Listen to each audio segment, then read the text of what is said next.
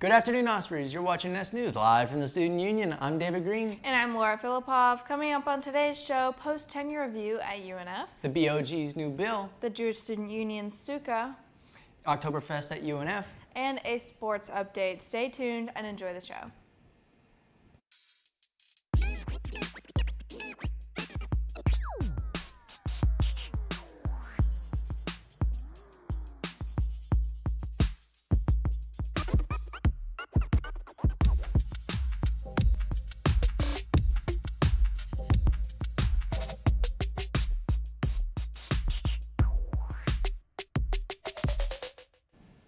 The University of North Florida and Faculty Union, UFF-UNF, officially came to an agreement over post-tenure review procedures, President Moaz Lamam announced in a faculty-wide email last Wednesday.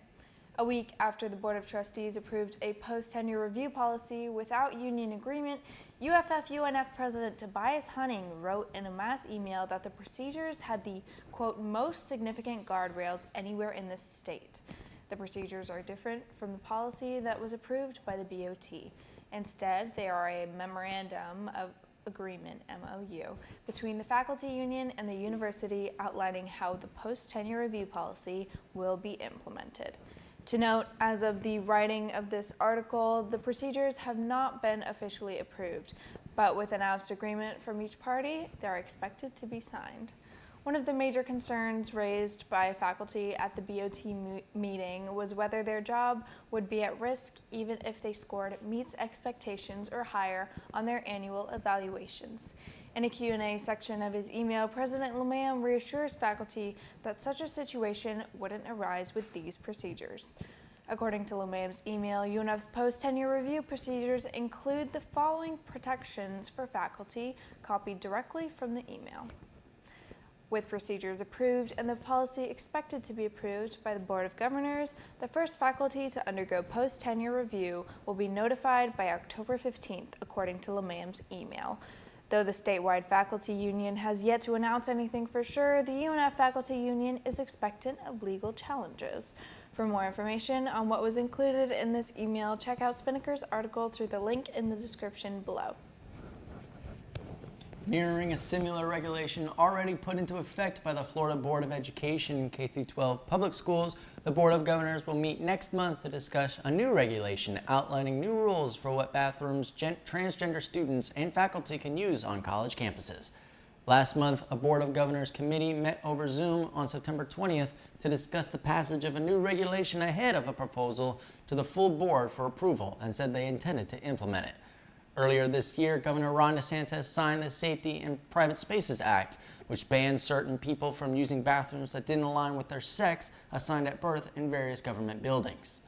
From the BOG Regulation 14.010 would require students and faculty to either use the bathrooms and changing rooms that align with their biological sex rather than their gender identity, or use a unisex bathroom and changing room.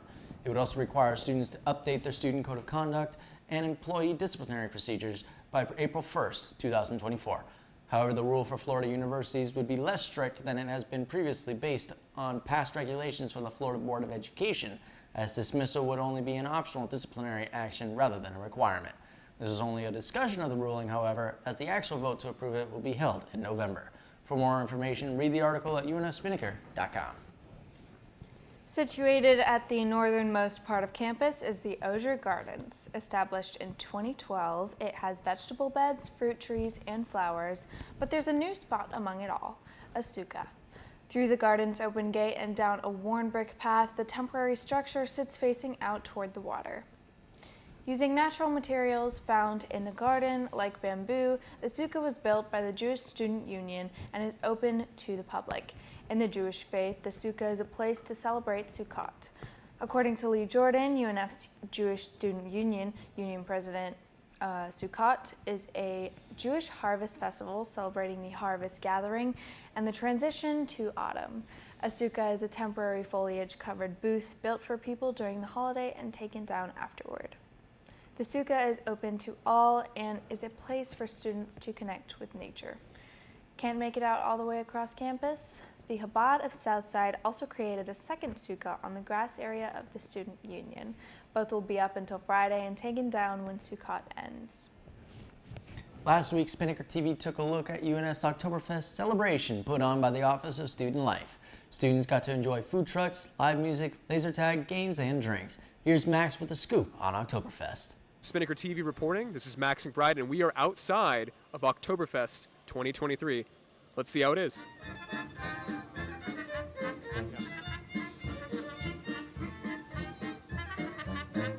Oktoberfest has been very exciting so far. I just got here, but currently everything around me looks very cool. I can't wait to do everything I can. What do you guys think about Oktoberfest so far? You having a good time? Yes. Yeah. Woo! We just got here, but we waited in line and now we're getting pretzels, so I'm excited for pretzels. How's the music? It's great. It's very unique.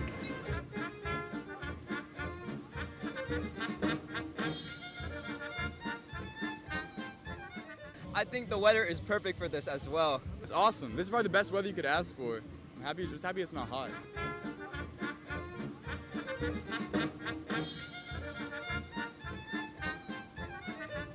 Is there anything in particular you guys are looking forward to? Laser The tag. food. Oh, the laser tag, yeah. Laser tag. Laser tag. With great music and weather, it looks like Oktoberfest 2023 at UNF was a success. This is Max McBride reporting for Spinnaker TV. Just be patient. And now to Angel for your sports update. What's up, Ospreys? Angel Maldonado here with your sports coverage for the week. The Ospreys had a pretty busy week for sports, so let's get into it. Women's swimming team plays second place overall in their meet on Saturday, September 30th, competing against teams like Georgia Southern, Campbell, and FSU. The women's volleyball team lost against the Lipscomb Bisons 3-0 in a clean sweep on Saturday, September 30th, making the Ospreys 1-3 in conference play. Tuesday, October 3rd, the women's volleyball team also played against the Florida A&M Rattlers. They ended up winning 3-1 and improved to a 2-3 record in conference play.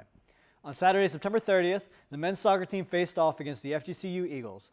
FGCU scored with a good shot in the first half in the 25th minute. First half ended 1-0 FGCU.